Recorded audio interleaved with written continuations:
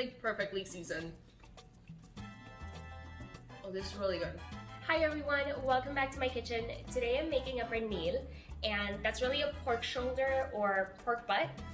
In Puerto Rico, we usually make pernils around the holiday season, but they're also really common whenever there's like a big family gathering.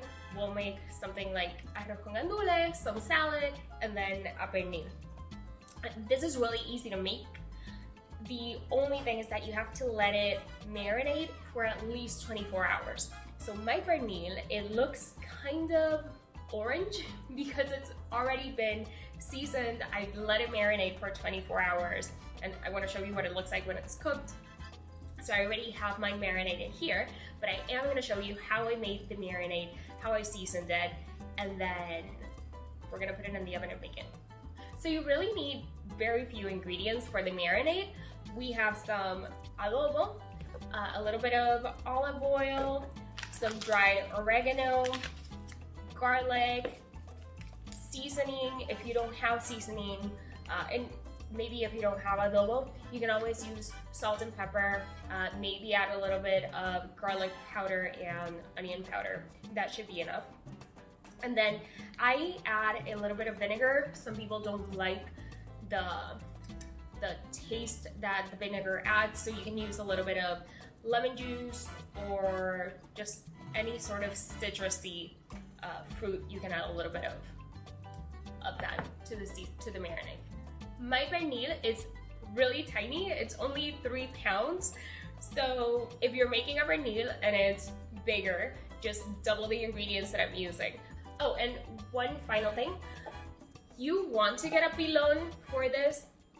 It's really easy to just mash the garlic in here, toss in the adobo, toss in the olive oil and the vinegar and seasoning, and just mix everything in here. If you don't have a pilon, you can use a food processor. Just really grind the garlic, turn it into a sort of paste, and then put that in a bowl, and in the bowl you can add the adobo and all the other ingredients for the marinade. Like, it's not the end of the world if you don't have a pilon, but it's just easier if you have one. You make everything in this little thing and you only get one dish dirty.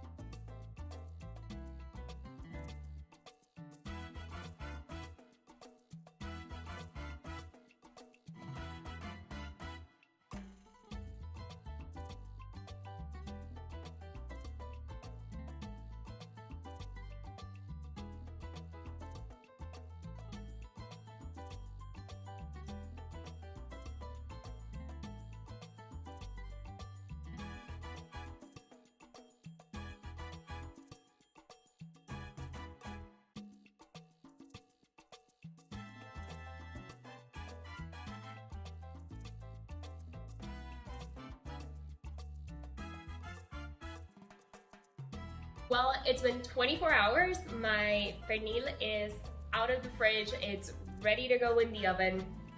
I'm heating my oven up to 325 degrees, and that might seem low, but I'm gonna have it in the oven for about 3 hours, and then I'm gonna turn it up to about 350, maybe 400 degrees. I'll see how it's doing in 3 hours.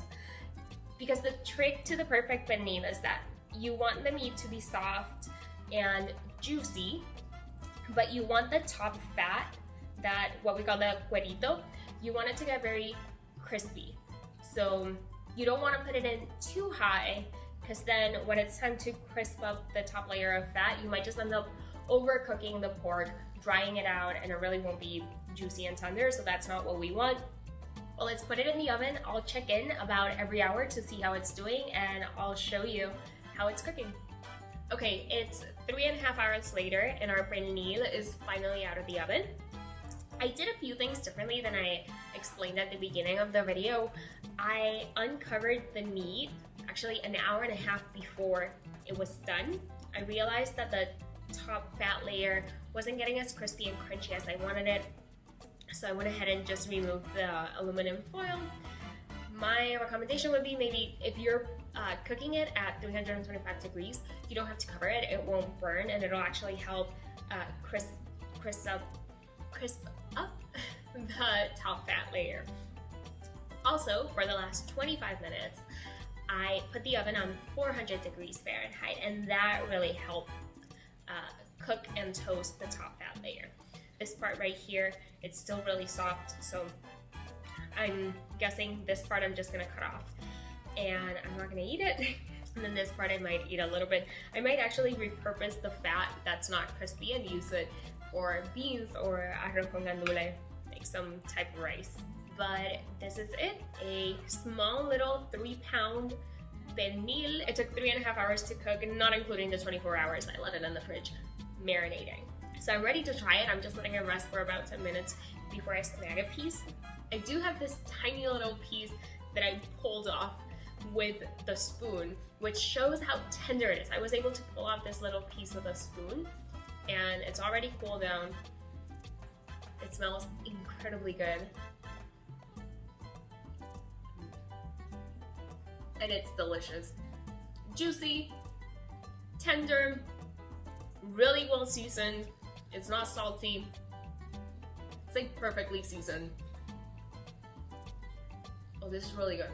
Let me know if you make a pernil.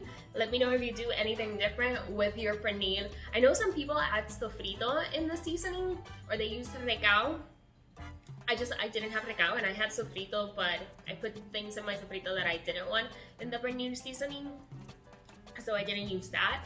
But if you do something else with the seasoning or the marinade, let me know. And if you try it, I'd love to hear how it turns out. So leave a comment. If you're subscribed, thank you. If you're not, feel free to subscribe and share the videos if you're enjoying them. And I'll see you next time. You can see how tender it is. I can cut it with the spoon. And it has a bone in it, but I can still cut like pieces of the meat off.